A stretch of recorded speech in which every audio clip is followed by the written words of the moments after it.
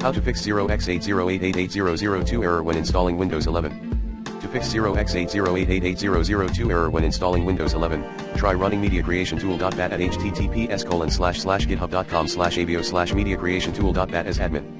Note that bat file would help you bypass Windows 11 requirements on your unsupported PC.